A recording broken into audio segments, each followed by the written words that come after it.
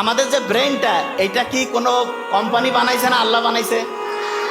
আচ্ছা, যে যে জিনিসটা বানায় তার কাছে ওই জিনিসটার চাবি থাকে না? তাইলে ব্রেনটাকে চাবি দিয়া যদি আমরা ভালো করতে চাই, কার সাথে কানেকশন করতে হবে? আচ্ছা, আল্লাহর সাথে চিঠি লেখার একটা বুদ্ধি আছে। এবার কি করেন, চিঠি লিখবেন? হ্যাঁ, দৈনিক 5 বার একসাথে চিঠি লিখতে পারো, সেটা হচ্ছে নামাজ। কি বলো? নামাজ। এই নামাজ যদি আমরা পড়ি, তাইলে আল্লাহর সাথে চিঠি লিখলে আল্লাহ কি খুশি হবে না বেজার হবে? খুশি হবে। আচ্ছা, ছোটবেলায় ধরো যে তোমার আব্বা আম্মা তোমাকে আদর করে, বড় হইলেও করে, ঠিক না? তোমার আব্বা আম্মা তোমাকে যতটা আদর করে, আল্লাহ কিন্তু আমাদেরকে তার চেয়ে লক্ষ লক্ষ কোটি কোটি গুণ বেশি আদর করে। কিন্তু একটা শর্ত আছে, সেটা কি জানো? আচ্ছা, আমরা যারা এখানে একটু বড় আছি তাদের কাছ থেকে তোমরা শোনো, তাইলে বুঝতে পারবা। আচ্ছা, আমাদের ছেলে মেয়ে যদি আমাদেরকে জানিয়ে একটা কাজ করে, আমরা বড়রা কি খুশি হই নাকি কষ্ট পাই? খুশি। এবার চিন্তা করেন তো, আল্লাহকে জানিয়ে যদি আমি একটা কাজ করে, আল্লাহ খুশি হবে নাকি কষ্ট পাবে?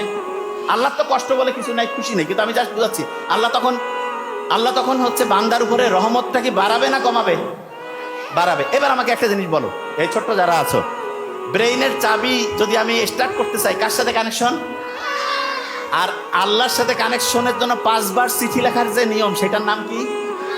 নামাজ। তাহলে প্রত্যেক দিন যদি 5 বার আল্লাহর সাথে কানেক্টেড হয়ে নামাজ পড়ো, তাহলে দৈনিক 5 বার চিঠি লেখা হইলো না? দৈনিক 5 বার কি হলো?